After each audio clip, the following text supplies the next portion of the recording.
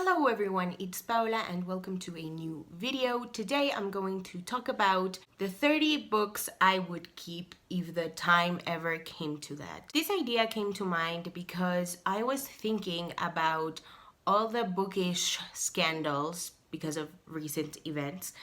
And I was like, you know what? I think the stupidest one was when people were complaining about only getting to keep 30 books because Marie Kondo was like a book assassin or something like that. When really she didn't mean that. She actually said that if those books bring you joy, by all means keep them. But people took it very much to heart and they started being really nasty. Anyway, that's not the point of the video. So I started to think, what if I only kept 30 books? What if it was mandatory that I only had to keep 30 books?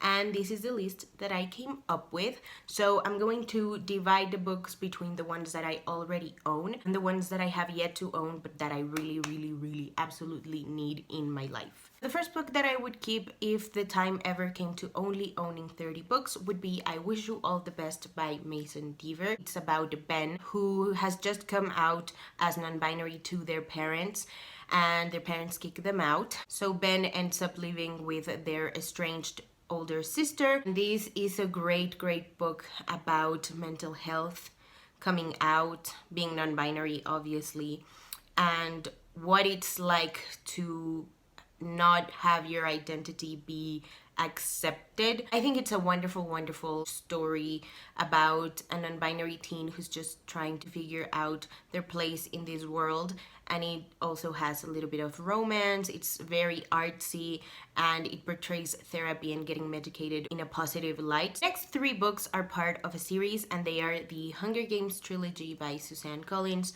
I don't think I have to tell you what these books are about, but it's a post-apocalyptic world where kids from each of the 12 districts get sent to fight to the death.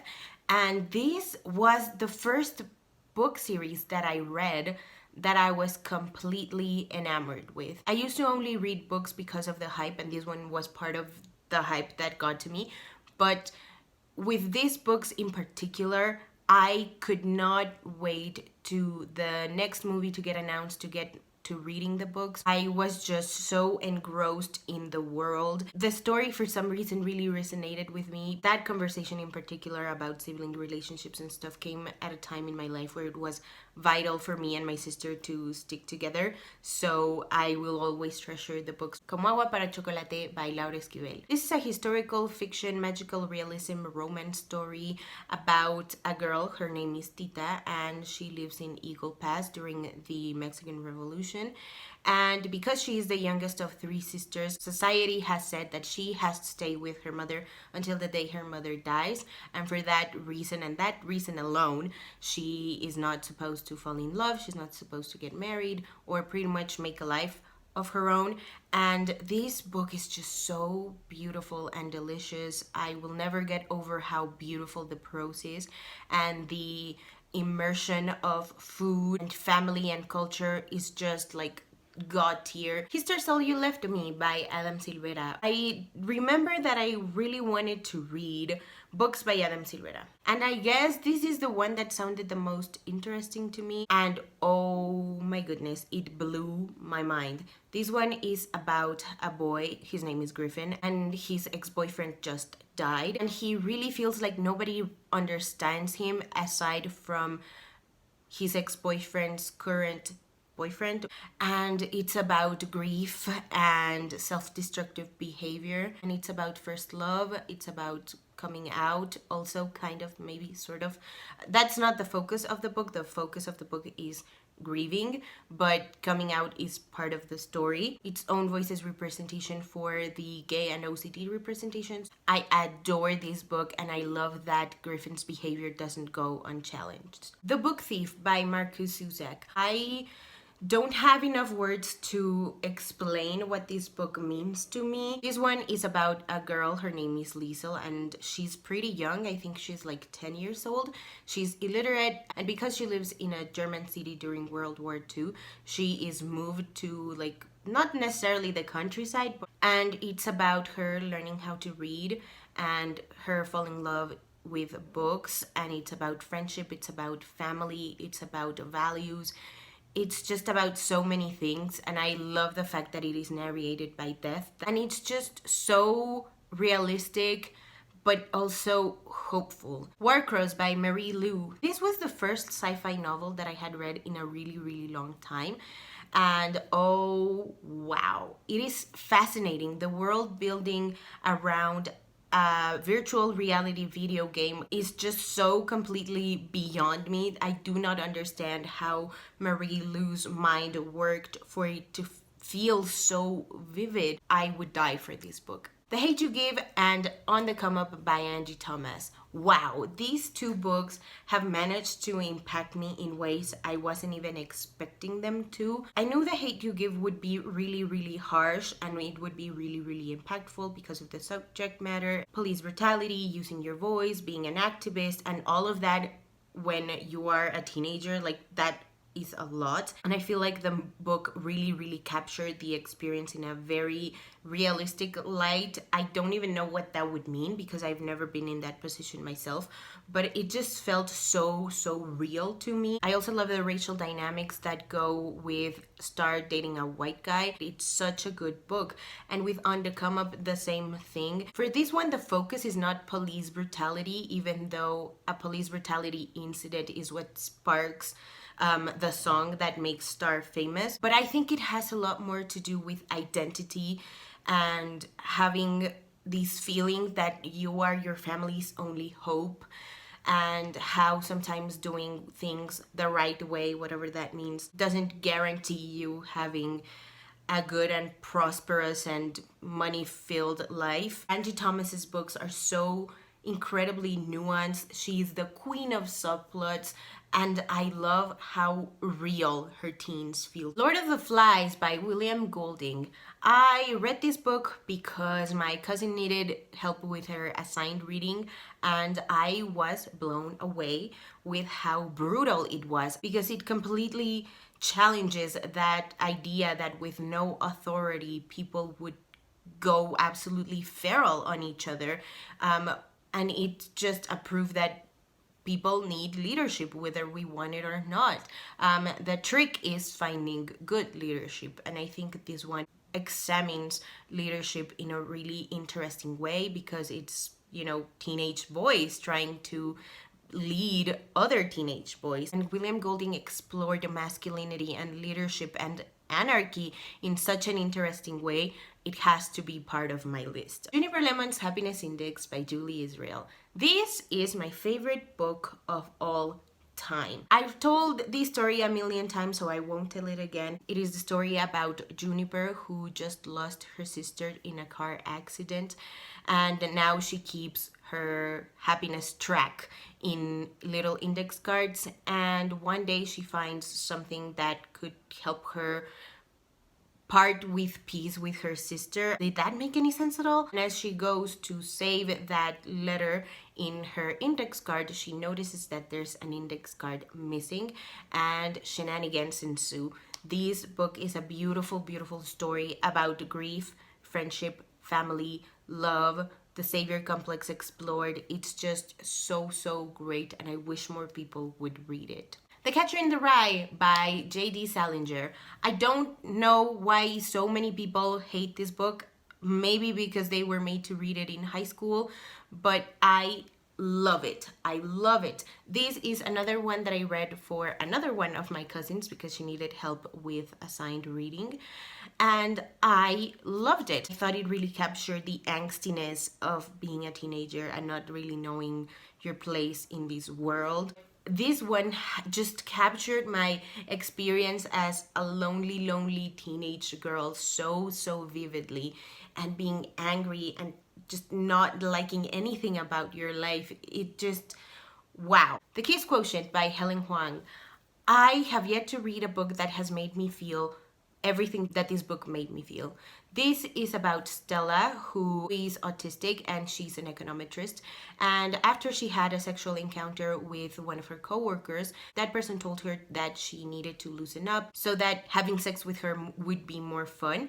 And she takes the advice to heart. She hires an escort, and she discovers that she also needs help not only with loosening up in sex, but also in how to build a romantic relationship Oh my goodness, this book is so good. It's smutty. It's a lot to do with consent and boundaries and respect.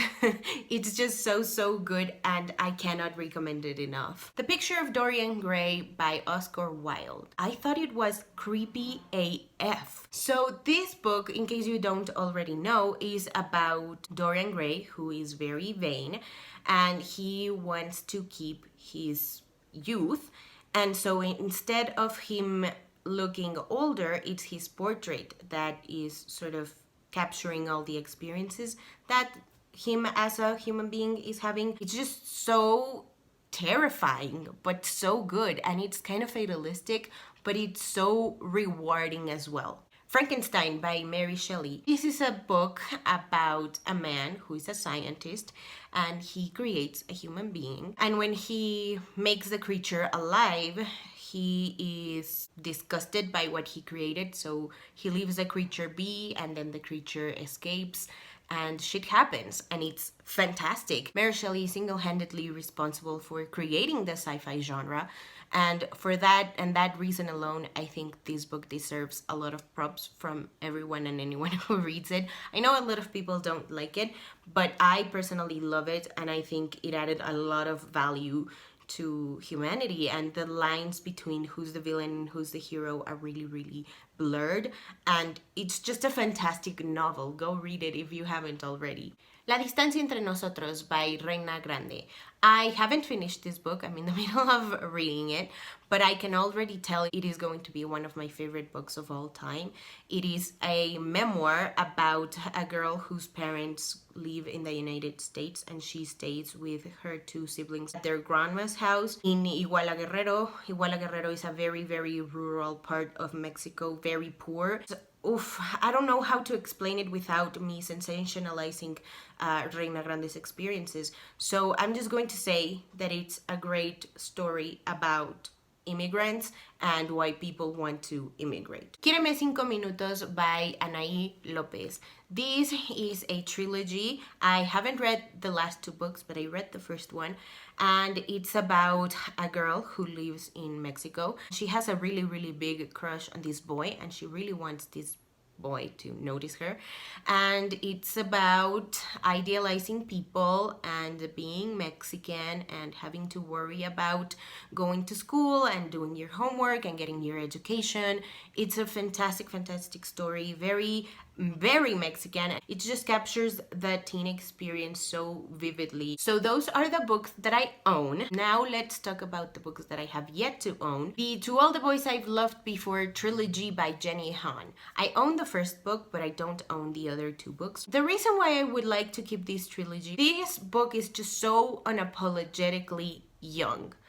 This is the kind of book that people would read and then go, they acted too young for me. And people who know what the YA age range is about would be like, duh, they're teenagers, they're supposed to act that way.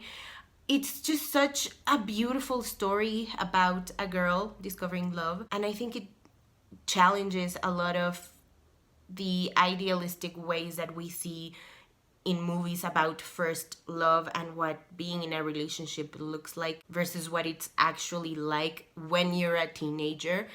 People give Peter Kay a lot of flack, but I adore him to pieces. I will defend him until my dying breath.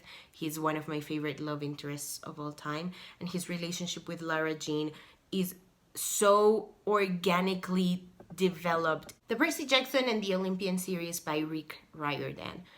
There are really no words to explain how much this book series means to me. This series is the most beautiful thing I've ever read in my life. I started reading it when I was in college, and I was discovering BookTube and figuring out what people were reading, and this one was one of the books that people were mentioning because people were comparing it to Harry Potter. The thing that I love the most about the Percy Jackson series is that it's so full of love and friendship, and there are a lot of valuable lessons in this series that anyone and everyone can learn about regardless of their age. I think Percy is a wonderful role model. I just really love this series, and I cannot wait to own the whole series. Jenna and Finn. This is told in epistolary format, which I adore. It's about two girls who meet because they are both fans of a particular TV show. One of them writes fanfic and the other one draws art, and it's beautiful. It's beautiful, and it's about friendship, it's about fandom, it's about relationships. It's just so beautiful.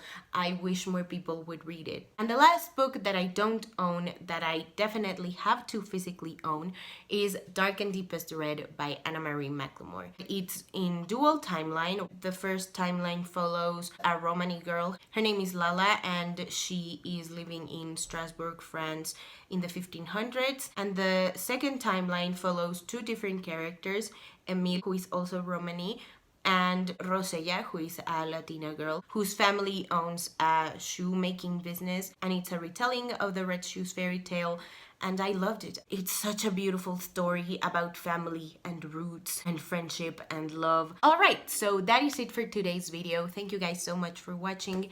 Let me know in the comments below what are your top 5 books that you would keep if the time ever came to it. And if you haven't already and you'd like to, go ahead and hit subscribe, and I'll see you in my next video.